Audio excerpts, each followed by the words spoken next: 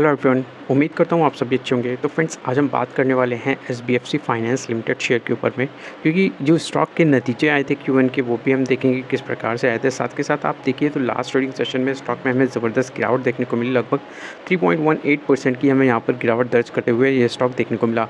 In fact अगर हम बात करें निफ्टी की, तो निफ्टी में भी हमें बहुत स्ट्रॉन्ग गिरावट हमें देखने को मिली। 24,565 का लेवल हमें आता हुआ देखने को मिल रहा है। इससे पहले हमने जब वीडियो किया था निफ्टी का, तो वहाँ पर हमने यही डिस्कस किया था। जो यहाँ पर इसका जो स्ट्रॉन्ग सपोर्ट है वो हमें 24,900 पॉइंट्स का देखने को मिलेगा। अगर उसके नीचे जाता है तो फिर निफ्टी में वीकनेस देखने को मिलेगी, और जो 24,900 पॉइंट्स का जो लेवल था उसके नीचे में 24,700 पॉइंट्स का जो लेवल था, ये एक स्ट्रॉन्ग सपोर्ट की तरह एक्ट करता हुआ देखने को मिला। लेकिन लास्ट ट्रेडिंग सेशन में वो सपोर्ट भी हमें ब्रेक होता हुआ देखने को मिला। हालांकि अगर इंट्राडे चार्ट की बात करें तो लगभग आप देखोगे तो जो हमें स्टार्टिंग में लो लगता हुआ देखने को मिला था वो 24,680 के करीब लगता हुआ देखने को मिला। उसके बाद मार्केट में हमें रिकवरी भी आते हुए देखने को मिली। इनफैक्ट आप देखोगे तो यहाँ इन लेवल्स के करीब से बाजार ने कोशिश की कि रिकवरी करने के लिए, स्टे नहीं कर पाई। उसके बाद मार्केट लगातार टूटता गया, और आप देखेंगे तो कितना पॉइंट टूटा, लगभग 200 पॉइंट के करीब हमें निफ्टी में गिरावट देखने को मिली। ट्रंप के जो बयान भी आते हैं दोस्तों, लगातार टैरिफ की जो वॉर है वो हमें चलती हुई देखने को मिल रही है। हालांकि जो इंडिया पे हमें लगभग 25% का टैरिफ भी लगता हुआ देखने को मिला था। तो यहाँ पर इन लेवल्स पर आपको ज़रूर नज़र रखनी चाहिए। 24,500 पॉइंट्स का, 24,400 पॉइंट्स का। कि हम बात करें तो इसके Q1 के नतीजे भी आए थे, तो वो भी हम देखते हैं किस प्रकार से थे। 5 डेज़ की बात करें तो स्टॉक लगभग हमें 9% से ज़्यादा की यहाँ पर गिरावट दिखाता हुआ देखने को मिल रहा है। तो यहाँ पर आप देखेंगे लगातार हमें जो एसबीएफसी फाइनेंस में एक ब्रेकआउट हुआ था, ब्रेकआउट के बाद जो इसमें काफ़ी अच्छी तेज़ी बनते हुए हमें देखने को मिली। तो यहाँ उसके बाद हमें थोड़ा सा जो स्टॉक है वो हमें गिरता हुआ देखने को मिल रहा है। लगभग 1 साल से ज़्यादा ही हमें, लगभग 1.5 साल 2 साल के करीब भी स्टॉक में इन लेवल्स के करीब चलता हुआ देखने को मिला था। एक रेंज में स्टॉक चलता हुआ देखने को मिला था, और वो रेंज क्या थी, 95 रुपीज़ अपर रेंज थी, और नीचे की जो रेंज थी लगभग 80 रुपये के करीब थी। तो इन्हीं लेवल्स के करीब में स्टॉक हमें चलता हुआ देखने को मिल रहा था। इसी प्रकार से आप देखोगे तो यही रेंज थी, तो इसी रेंज में ही अंदर ही जो स्टॉक का प्राइस था मूव कर रहा था। लेकिन फिर यहाँ पे स्टॉक में 100 रुपीज़ का ब्रेकआउट आता हुआ देखने को मिला। तो उसके बाद स्टॉक ने इस जो ब्रेकआउट हुआ उसको सस्टेन किया, और सस्टेन करने के बाद काफ़ी ऊपर निकलता हुआ देखने को मिला। और वहीं अगर हाई की बात करें तो लगभग स्टॉक का 120 रुपीज़ का हाई लगा के वापस से स्टॉक में हमें एक करेक्शन देखने को मिल रहा है। तो एक करेक्शन ये जो है ये हमें अपॉर्चुनिटी भी साबित होते हुए देखने को मिल सकती है। लेकिन हम यहाँ पर पहले Q1 के नतीजे देख लेते हैं। फाइनेंस के फंडामेंटल्स की बात करें तो 11,000 करोड़ के करीब का मार्केट कैपिटल है। स्टॉक का जो प्राइस टू अर्निंग रेशियो है 30 के करीब है।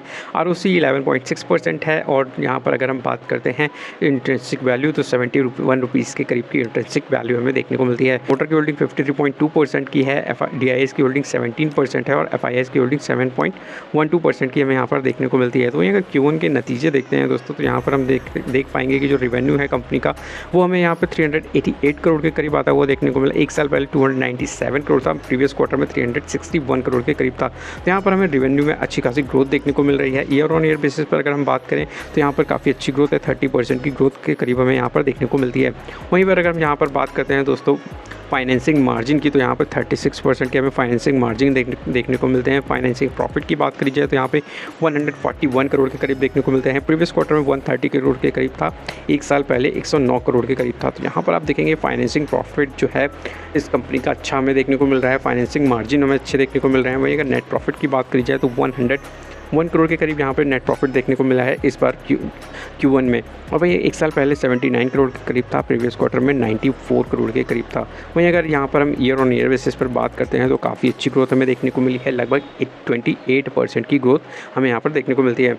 तो यहाँ पर जो कंपनी की जो ग्रोथ है वो काफ़ी अच्छी हमें देखने को मिल रही है। वहीं अगर NPA की बात करें, ग्रॉस NPA, जो कि हमें 2.78% होता हुआ देखने को मिला है। वहीं अगर नेट NPA देखें तो 1.57% का होता हुआ देखने को मिला है। प्रीवियस क्वार्टर से यहाँ पे जो NPA हैं वो हमें बढ़ते हुए देखने को मिले हैं। और वहीं अगर 1 साल पहले से अगर कंपेयर किया जाए तो जहाँ पर आप देखोगे जून का जो क्वार्टर था वहाँ से भी हमें जो NPA हैं इसके तो बढ़ते हुए देखने को मिले हैं। तो यहाँ पे 1.51% का नेट NPA था, तो वहाँ से बढ़ के 1.57% का हो गया।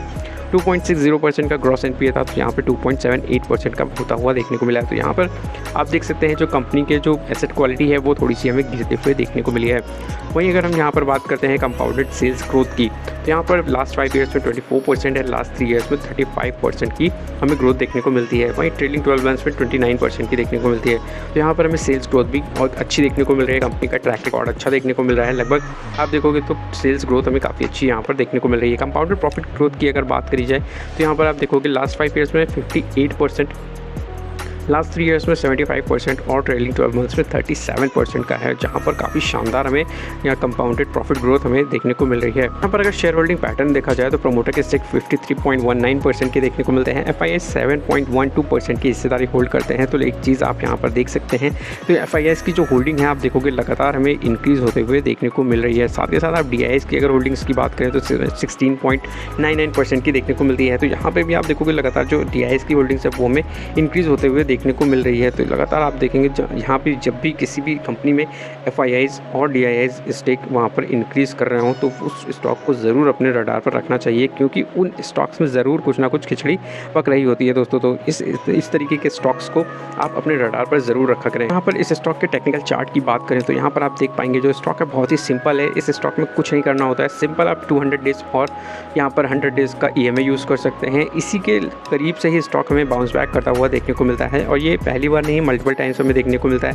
तो यहाँ पे आप देख सकते हैं इस तरीके से यहाँ पे जब भी स्टॉक इन लेवल्स के ऊपर रहता है तो यहाँ पर हमें स्टॉक में तेज़ी होते हुए देखने को मिलती है। तो यहाँ पर आप देख सकते हैं अभी जो स्टॉक है लगभग इन्हीं लेवल्स के करीब आता हुआ देखने को मिल रहा है। तो देख सकते हैं जो यहाँ पर 200 डेज मूविंग एवरेज है EMA है वो हमें लगभग 98 रुपीज़ के करीब आता हुआ देखने को मिल रहा है। तो यहाँ पर जो एक इंपॉर्टेंट लेवल है ना दोस्तों, इसके लिए काफ़ी इंपॉर्टेंट लेवल होने वाला है दोस्तों, 90 रुपीज़ से लेकर 100 रुपीज़ की ये रेंज, ये इसके लिए काफ़ी स्ट्रॉन्ग सपोर्ट की तरह एक्ट कर सकती है। अभी तो स्टॉक हमें गिरता हुआ देखने को मिल रहा है, तो पहले देखना है कि कहाँ पे स्टॉक रुकता है संभलता है। तो इस प्रकार से यहाँ पर SBFC फाइनेंस को मैं देखता हूँ, ये किसी भी प्रकार का बाई सेल होल्ड रिकमेंडेशन बिल्कुल भी नहीं है दोस्तों, लेकिन यहाँ पर जो इसके सपोर्ट है वो हमें 90 रुपीज़ से लेकर 100 रुपीज़ की रेंज देखने को मिलने वाली है।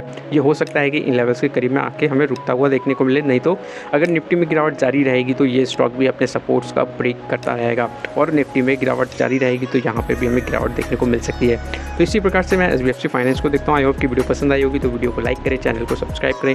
मिलता हूँ नेक्स्ट वीडियो में। Thank you for watching my video.